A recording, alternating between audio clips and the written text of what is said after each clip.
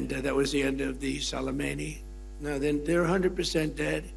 They have 22 mine droppers. They go on mine droppers. And the mine droppers, 22, all 22 are gone. So I guess they can drop mines, but they're going to have to take them out by a rowboat because they don't have any boats. Their Air Force is dead, totally, completely dead. It's out of business. No planes left at all. Their anti-aircraft and communications capabilities are totally dismantled and dead. And their leaders are all dead. Other than that, I think they're doing quite well. No, their leaders are dead. Their supreme leader is no longer supreme. He's dead. Son is either dead or in very bad shape because nobody's heard from him. I think he says, just keep me out of this. This is the only country where nobody wants to lead. There's nobody. Who would like to lead Iran? Please raise your hand, a big audience of just saying, who would like to be our leader? Dead silence. Nobody wants to lead. Now, we have an amazing military. We have the greatest intelligence apparatus that anybody's ever seen. We can tell you everything that's going on. We know everything that's going on. We're achieving each and every one of the military objectives. 4 weeks ago. And we're doing it. We're not into it very long. We wouldn't have thought we would have been. We knew it was going to be easy. We call it a military operation. We don't call it a war. We call it a military. We don't call it a war. We call it a military operation. We're very disappointed, by the way, with NATO. They didn't come to our aid. I didn't try too hard, actually, because I wanted to prove a point. I didn't sell. They probably think I'm a lousy salesman. I said, would you like to help us? To President of France, Macron, nice guy. He is a nice guy. He said,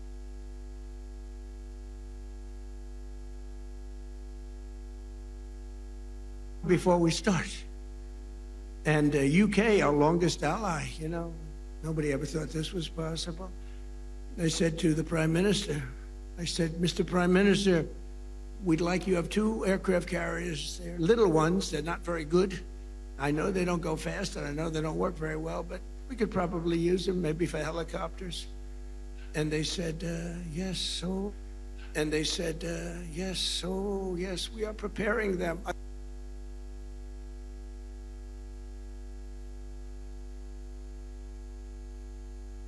We will be there. This is NATO. And I've always said NATO's a paper tiger. And I've always said we help NATO, but they'll never help us. And if the big one ever happened, and I don't think it will, but if the big one ever happened, I guarantee you they wouldn't be there. And we learned from that. And remember what I said, because they made a big mistake. They were not there.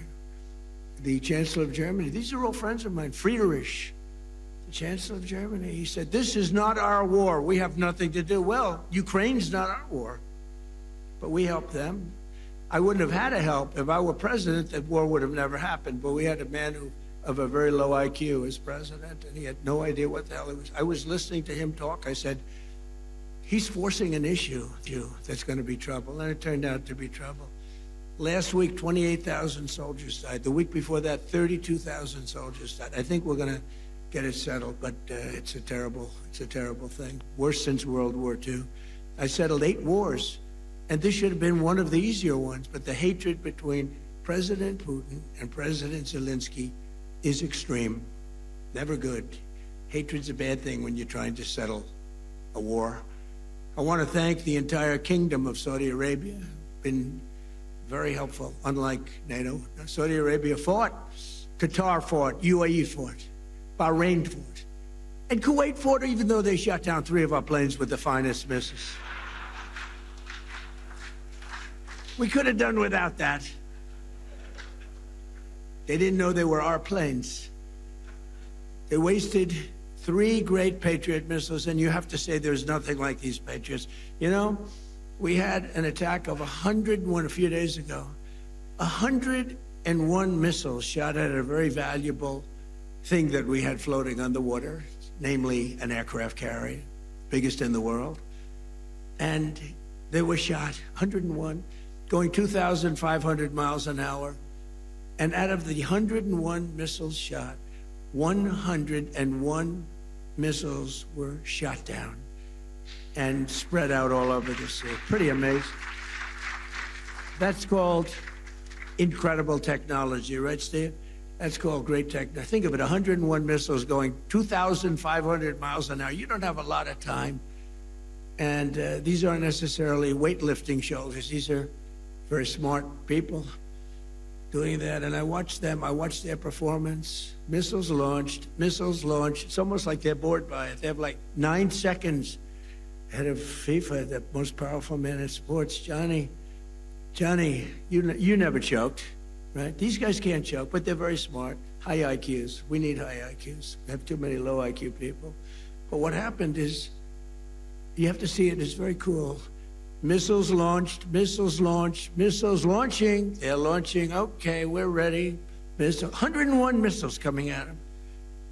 All right, we have to have like 11 seconds to make a determination. Then at 7 seconds, fire. It's the most unbelievable thing. Fire, boom. One at a time, just knocked them out like they were nothing. Genius. It's like unbelievable. I mean, to think and we have the technology nobody has. Look at what happened in Venezuela. They had other equipment, not ours. They made the mistake of using other equipment. Didn't work too well. And Venezuela was, took 45 minutes. It was a 45-minute war. This one's bigger. It's a bigger country, a lot more powerful.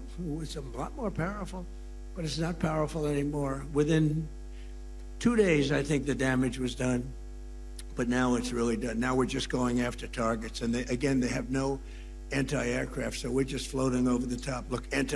So we're just floating over the top looking for whatever we want, and we're hitting it, and we have another 3,554 targets left. And that'll be done pretty quickly. And then we, at some point we're going to have to determine what we do. But they've never seen anything like it. When we hit Venezuela, that's a very strong military country. They have soldiers. If you've ever been there, I've been there. They have a lot of soldiers walking around all over the place. Everyone's a soldier. Very military kind of a place. And there was a general, professional general, really good. And he said, we were all set for him. We knew there was a problem when we noticed at 1 o'clock in the morning, every 32 seconds, another airplane, a very fast plane, was coming off the deck of an aircraft carrier. That's actually the biggest aircraft carrier in the world. And every 32 seconds, boom. And it was 1 o'clock in the morning. So we said, okay, I think we're in trouble. But they were ready for us, Johnny. And we were ready. He said, we were ready. And then they hit us, and they came from 17 different angles. They were here, they were there. We ran for our lives. It was over. And it was over. And then we took this guy who was a very bad guy, and within literally minutes, he was in the back of a helicopter in a house that was in a big military base with thousands and thousands of soldiers. The house was all steel, with steel doors, steel everything. They had the small steel doors, the big storage. We were equipped for anything. Even the big one would have been opened within 30 seconds. They walked in with blow torches.